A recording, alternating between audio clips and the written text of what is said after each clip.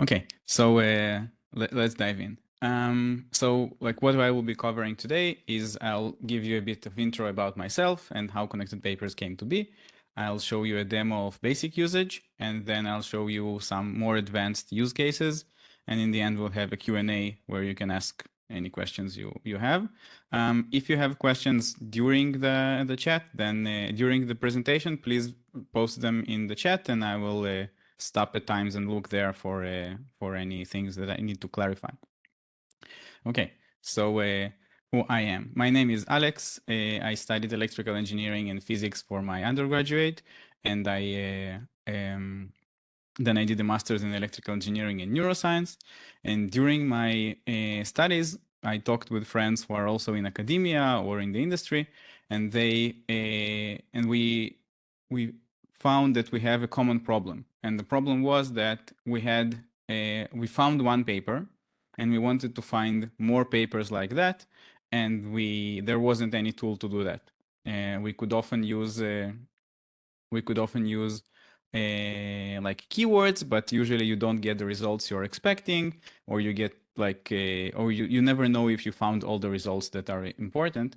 So we had this idea of maybe you could use the paper you have as a query to find connected papers. So we built connected papers, and we showed it to friends, and people liked it. So we posted it online, and people liked it very much. And now we are trying to get it into the hands of as many students and researchers as possible. So I'm here to present it to you and hope that you learn to use it, and then tell all your friends about it and use it as much as possible, and gain value from it to the maximum. So why connected papers and not other tools? So first of all, it doesn't have to be or other tools. It can be together with other tools. And what we commonly see when people cite connected papers in published literature is that people say like, we used the Scopus or Web of Science and we found papers, and then we ran the best papers through connected papers and we found more papers that were relevant. So it can be a good visualization to find additional papers that you already had. Our algorithm is unique because we base more on the signal from the citations and references of papers, and not on the specific words used in the paper. We get unique results. So if you use, let's say, Google Scholar, and then you use connected papers, you get additional results. Another thing is that using connected papers is very quick. You have a visual representation, you have a map of the papers, so you can very quickly find the relevant papers for you, and every user looks at different papers as relevant. So it like automatically adapts to what the user is looking for. And there is this fear of missing out, that you are doing a literature review and there is some paper out there that you haven't found. And people feel this need to be constantly up to date and to read all the new titles and read all the new magazines, but it's basically impossible because there is too much research coming out, and there is this fear that people feel stressed. And we see that when people use connected papers, because the results are good and they are complete enough, then you can focus on your work and do your lab work, or do the research itself. And when you need to find literature, you know that you will find it, because you know that connected papers will provide you with the results that you seek. So now, with all these promises, let's jump into the demo. I see there is a question or something in the chat, but I don't speak the language. So let me just quickly translate. Yeah, if you okay. So the demo. So how do you find connected papers? You go to Google or to your favorite search engine, and you just look for connected papers, and it will be usually the first result. And then you click on it and you get to connected papers. Now, for the what you do here, you need to select the paper that you want to start with. As I mentioned, the whole idea is that you use you use a paper as a query, and the paper I like to use is about computer vision for detecting fruits, because everybody understands vision and everybody likes fruits. So it's like a good paper for a demo. So I think it has something like deep fruits in its title. So I type deep fruits, I press enter, and I get the search results page. And this search results page is just like a step to get to the actual value. Some people get stuck here, but what we want is we want this one. This is the paper I meant. And so I select, so I can see maybe there are other papers, but usually this is for like to find the paper that you meant. So I remember it had deep fruits in its name, but you see there are another paper that is not the one I meant. So this is the paper I wanted to use as the origin. So I click on it. Oh, I'm not logged in. Just a second. Da-da-da. Yeah, okay. So what you see here is the resulting graph. So the origin here is marked in purple, and this is the deep roots paper that I started with. And every circle you see here, every node in this graph is a paper. And the bigger the node is, the bigger the circle is, it has more citations. So you see this one has almost 30,000 citations, and this one has 14. And the darker it is, the newer the paper. So this one is from 2020, and this one is from 2014. So you see this scale of colors. Another thing we have here is the edges. So this is a similarity graph. This is not a citation graph. So if there is a strong line between papers, it doesn't mean that they cite each other. It means that they are connected or related or are similar given our metric. And what you can see is there are stronger connections and there are weaker connections. And the weakest connections are not presented. For example, there is a line here, but it's very light. And there are some lines that are so light that are impossible to see. And this allows you to get these clusters. So you see that these papers are clustered together, and they cluster in two senses. So first, because the layout is using the strength of the connections kind of as springs. So if stronger papers with stronger connections are attracted to each other, so they are close together, and you can see that there are a lot of lines between them. And here papers are also together, but the lines between them are not as strong. Okay, so now for every paper, when you hover, so you see here this panel on the right is changing. So when you hover over a paper, you can see the title, the authors, the abstract. You can also open it in your, if we have a PDF, you get a link directly to the PDF. In this case, it is an archive paper, so it's open access. And we will also almost always have a DOI. And then if you open the DOI, you get your, like whatever your university provides access for. If there is code with the paper on papers with code, then we link to that as well. And you can open a new graph, but we'll dive into this later. Some people get confused by this visualization. People are different. So there is also the list version. You can see here there is a list and they are sorted by relevancy. So the most connected ones will be on top.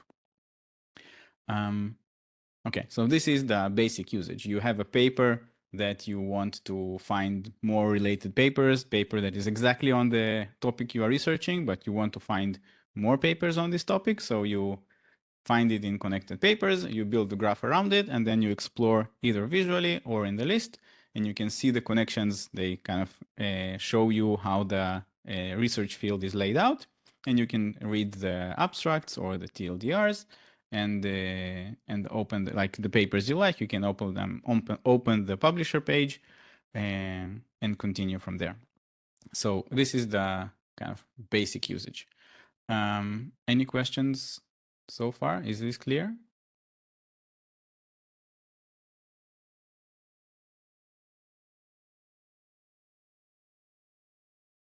Now, if you have, oh, okay.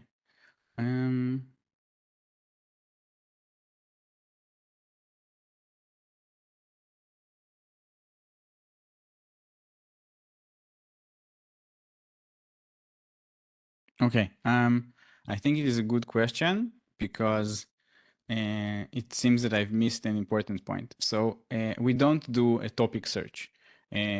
So we start with the paper. And if you want to have like a general paper, you're looking for I don't know, machine learning, then you should start with maybe Google Scholar or Semantic Scholar or something general, because so you can go here and you can search something general like machine learning. And this is, so this search is powered by Semantic Scholar. This is not a value that we provide. And here you can look at the different papers that exist, but usually it won't give you like something very specific. The focus of connected papers is where you have a specific paper that you already found. In this example, I used deep fruits. So this is a paper I already know. So this is the paper I already found. I did like the initial search, and I found one paper that I'm interested in. And now I want to find more papers that are exactly in this niche. So the central paper is the paper you select manually. And then we find other papers that are related to it. Is this clear? Or are there any more questions?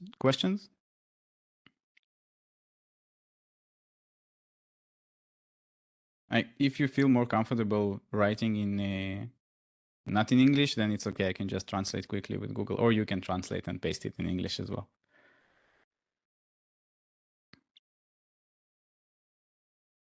Okay, let's move on then. So this is the basic demo, the basic usage. I think it covers what most users use connected papers for. But I wanted to show you a couple more advanced features to make you kind of the power users of connected papers. So the first one is finding something very specific. So if we go back to this example, let's say that I found this paper, but what I'm actually looking for is specifically computer vision for fruits for harvesting. And the computer vision on fruits, like it's pretty specific, but it has different uses. For example, it can be used to for yield estimation, to count the number of fruits, to detect disease, to find different types of fruits. So there are different kinds of papers that are all related to this paper, but they are related and they are in the same niche, but they're related in different ways. And let's say for this demo that I'm trying to find specifically computer vision for harvesting, because it's different, like you will need to somehow take the fruit and to cut it. So there are probably some specifics there. So let's try exploring this graph more deeply. So what we see here is that these papers seem all to be about general object detection. Okay, so this cluster is all about detection and objects, but it's general. It's not specifically about fruit. So it's related to this paper, but this cluster is about objects. If I go to filters and I filter for the word object, it filters the titles and abstracts, and you see that this cluster is highlighted and almost all these papers are hidden. If, on the other hand, I look for fruit, then this cluster is highlighted and the other one is hidden. So this gives me kind of the understanding of this field, that there are papers about object detection and papers about specifically fruit, and this deep fruits paper is kind of in the middle of these two clusters because it's connected to both. But let's say I'm looking specifically for harvesting. So if I look for harvesting, it makes sense that I get papers from this side and not from the object detection, because these are not about fruits. And I can quickly look into these papers, and I find that this one, which is it presents a new robotic harvester. So this is an integration paper. They talk about the robot, they talk about the hand and the wheels and the eyes, and so the image detection is part of it. And this is excellent. This is like the direction I want to go in. Also, you can see that it is the farthest away from this general object detection. And for this demo, let's say that I'm not interested in general object detection. I want specifically computer vision for harvesting. So what I can do is what I would like papers that are connected to both to this computer vision for fruits and for harvesting. So I can select this second paper and click add origin. So now it will build a graph around two, like now I have two origins. You see two papers are circled in purple because, and now all the papers here are connected to both of them. So I still get some papers about object detection because they are so strongly connected to this one that they are included in the graph. But now much more of the papers, if I again look for harvest, much more of the papers are related to harvesting. Now, these papers represent kind of a field. So these all papers are somehow related to computer vision for harvesting. And now I can go to derivative works. So it will be derivative works will include either surveys of the field or more recent works that cite many of the papers in this graph. So for example, I can, let's say I want something new. I want a new review. And it shows me this one. So vision-based target recognition, localization, and control for harvesting robots. This is exactly the kind of work I'm looking for. And you can see that it cites 10 papers in this graph. So if I close it here, I can see the papers that this review cites. And now I can go to its publisher page. And this is specifically Springer. And I don't have access for it, but university probably provides you a way to access the full paper. Okay, so let's go back to the presentation. So this was a demo of where you have a paper and it is in the research field that you are looking for, but it's not specifically the paper you are looking for. And if you want to find something specific, then you can jump from paper to paper. You can find a different paper that is closer, but also not exactly what you're looking for, add it as an origin, and then have this graph of other papers that are even more related. And you can use derivative works to find the papers that cite the papers in the graph, which will be like, this is useful when you're looking for a review. Then you can find like a specific review that is directly on the topic that you are looking for. Any questions on that?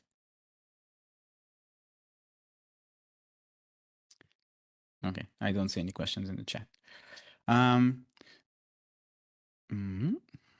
Something collection. Let's see. Yeah, so we are using the Semantic Scholar database. It has more than 200 million papers, which is almost double that of Scopus. Yeah, so the question is, okay. So it's the question was about the collection, what database of papers we use, and we use Semantic Scholar. And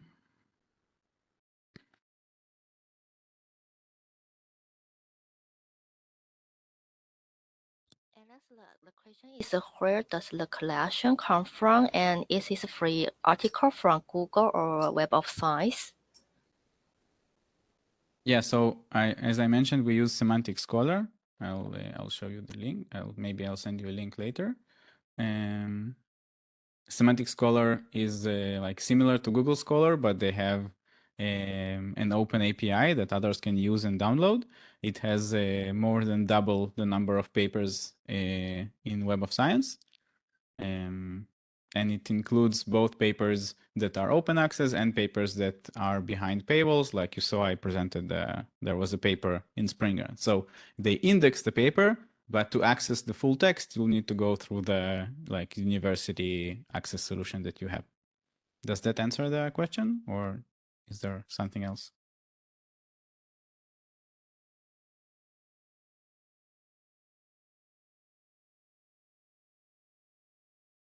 Cool. So another use case I would like to see to show is when you are landing in a new field of study.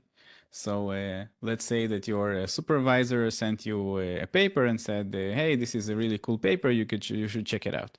And let's use this paper as an example of a paper that I know nothing about. So I tried reading the abstracts and I don't understand anything. It is a result paper that is based on like a ton of work in this field, but because I don't know the field, then it's very hard for me to understand what actually like the significance of the result and what is cool about this paper that my supervisor liked so much. So what I can do is I can paste it into connected papers. I can use the title, but I can also use the DOI. And this is something I wanted to show you. So if I go to connected papers and you see here, you can just search by DOI. So I paste the DOI and it automatically suggests this paper. So now I have this Yeah, sure, I will. Anyway, so I have this paper, and now it finds me related papers that are related to this field. But before I go into the specific papers, the other result papers, I would like to have like this understanding of the field. So I can go to prior works, and here I will find papers that cite that many of the papers in the graph have in their references. And this is standard practice. It's called snowball searching, where you get a paper, then you look at the references, and then you look at the citations of the references, and so on. But in this case, when I have one paper, it may have not cited some specific interesting work that is very important for this field. For various reasons. But so now I can see, okay, I want the most important works in this field. So I'll sort them by citations.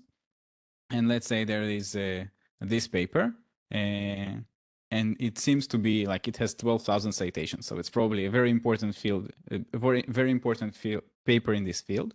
And you see that it has 22 citations from the graph. So if I close, I see that all these papers that are highlighted in blue cite this paper that I'm looking at with the 12,000 citations, but the origin paper, the specific paper that I started with, doesn't cite it. So if I only looked at the references of this paper, I would have missed this important paper. Maybe because, I don't know, the professors don't like each other, so they didn't cite this work.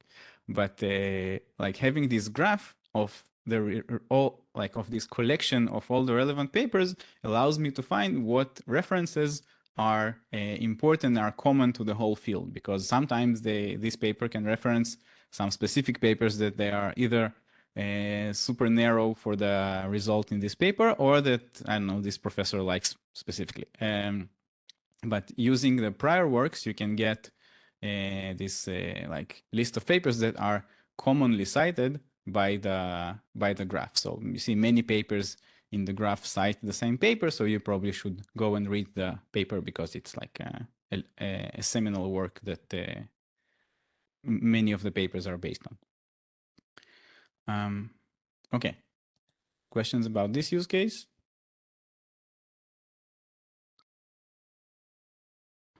I don't see any. Okay. The next example is should I read this? And this is like a use case that I felt myself, but many users reported as well. And so another integration I want to show is with Archive. So let's say I found this paper on Archive, and this is specifically my paper, but it is on Archive.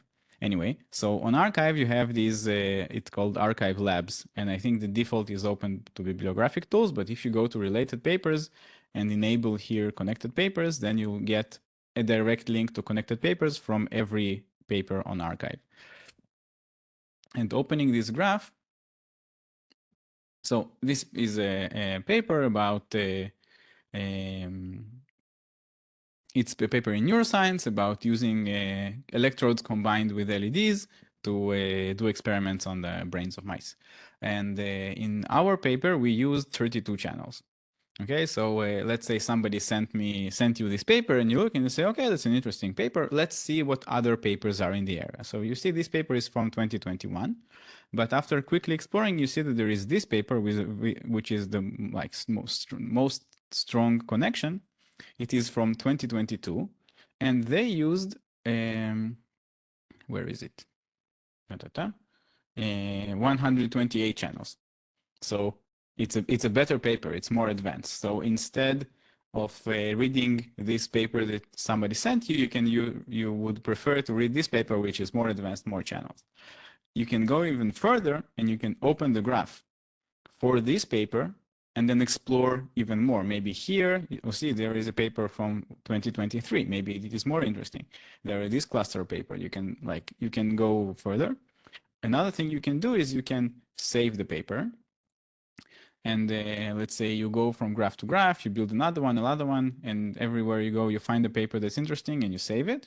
You can then go to the saved papers, and here you can see the papers you saved, and you can either select some of them or just download all of them. And it downloads as a .bib file, which can be easily imported into most reference managers. I specifically use Zotero, but I think it works with almost all of them. So you can just import it, and then you have the papers in your reference manager with all the details, with the abstract, publication date, DOI, all the data that we have on the paper will appear here. Okay. Anything else I wanted to show you here? Da-da-da. No. Okay, cool. Great. Anything in the chat? No. So yeah, so this is the use case where like you can quickly check on connected papers if there is a closely related paper that is more interesting for you to read, which is often the case. Because reading a paper is a big investment of time and effort. So like it helps to find a different paper that might be more interesting to read. I showed you that you can save papers, and I wanted to show you a different, like show you another use case where you can, we have like a mobile version of the website. So just give me a moment to convince my browser that is now a phone.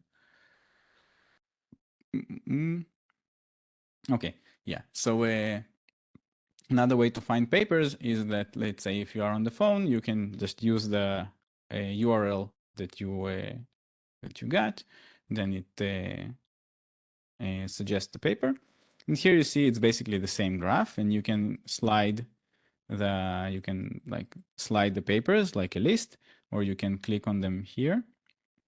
And if you open it, you can see the abstract, and you can go to the publisher page or download the PDF and so on. You can also open the graph and all the regular features. And of course, you can save the papers. And then when you are at your computer, you can download the papers you saved and add them to your reference manager. Okay, so this is the mobile version, which is also useful. Now go back to being a computer. Good. Another thing I wanted to show you, and this is specific for NYCU, is that like the university already provides you with premium access. So by default, all users get up to 5 graphs per month, and then you are limited. You get this screen that tells you you reach the monthly graph limit, you need to log in. So the deal with the NYCU is that we provide premium access to any user that is signed up with an NYCU email. So as far as I understand, there are 3 ways to do that. You can either just type your NYCU email here. Let's say alex@nycu.edu. Okay, I have this example. So you can continue with email, select a password, just regular sign in like you do with any other website. And so then you will be logged in with the NYCU email and you'll get premium access. The second option is, I understand that you also have Google accounts which are connected to the NYCU emails. So if you sign in with your NYCU Google account, you will also get premium. And the third option is we've set up this SSO, so you can, so it doesn't matter actually what email you type here, it can be like anything. As long as it ends with @nycu.edu.tw, you can, this button of connect with SSO will appear, and here it should redirect you to the NYCU system login service. And then you log in through that, and we don't get like any identifying information or something, and you can use the university sign-in system. Okay, any questions about that? I don't see anything in the chat, so I'll continue for now. Okay, back to the slideshow. Yeah, so in summary, I showed you connected papers in a couple of use cases. So what you need to do now is go to connected papers, search for the last paper that you read or published,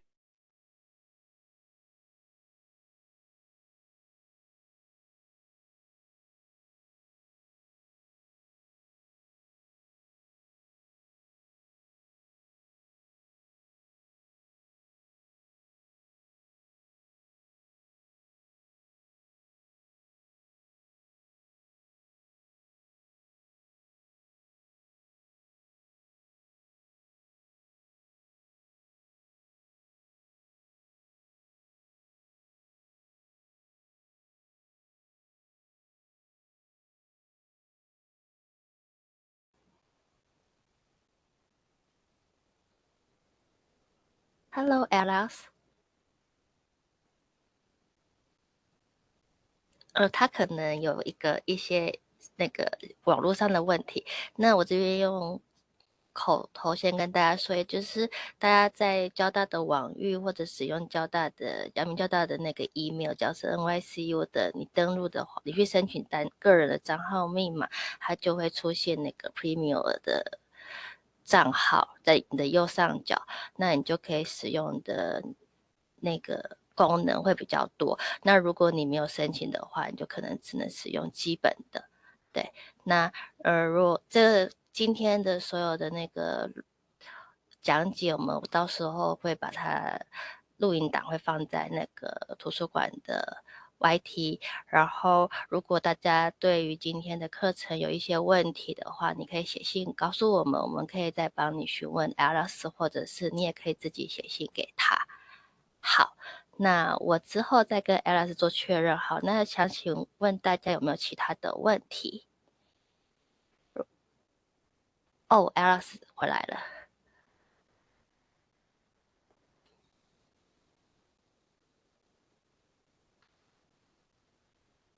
Okay, I'm. Can you hear me? I think I had some. Yes, yes. Okay, I think I had some internet problem. I think the electricity in my house just dropped for a moment. Sorry. Um, so I'm not sure at what point you lost me. Somewhere in the middle of the summary, right? Yes, and someone have a question in the comment. Yes. Okay. Okay. So I'll finish. So okay. Sorry. That was a very confusing interruption. Anyway, so you should go to connected papers, try a paper that you last read or published. You will usually find some papers that are obviously relevant, that you know about, that you already found in other tools, but you will also find some papers that you didn't find in other tools and you think that you should have known about, especially if you're an expert in the field. And then tell everybody that this is great and it will save them a lot of time. Lastly, I'll send you this link in the chat. I would love to have your feedback on this demo. Like, was it good? Was it not good? What could be improved? And then now we'll go to the Q&A. So, okay, the first question was, can I use multiple papers as a central paper or only one paper allowed? Okay, so like I showed before, you can use this, you can select any paper here and click here to add origin. And then you will have two papers as the central paper and you can add more and more. But this is limited only to papers that are already in the same graph. So you can't take any paper and just add it as a second origin. We tried to do this, but you often get just disjointed graphs because like the papers are not connected in the sense that we measure and the result is not very useful. There is a way to do it, but it's rarely used. So the UI is kind of clunky. I can show you here. Let's go with like back to the deep roots example. Because I already like I'll repeat the example I had. Now it's my internet again. Oh, never mind.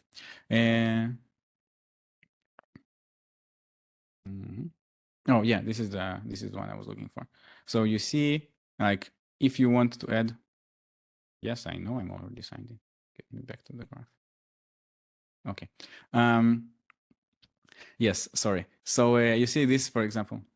What is going on? Okay. So you see here in the title, there is this ID and then a plus and another ID. So in general, you can like add another plus and add another semantic scholar ID, but it usually doesn't provide much value. I don't know what's going on, sorry. Okay, next question. Could you demo the details process of how to export the search results to EndNote software and how can be opened automatically in an EndNote library? Okay, so specifically with EndNote, EndNote can't import a bib file.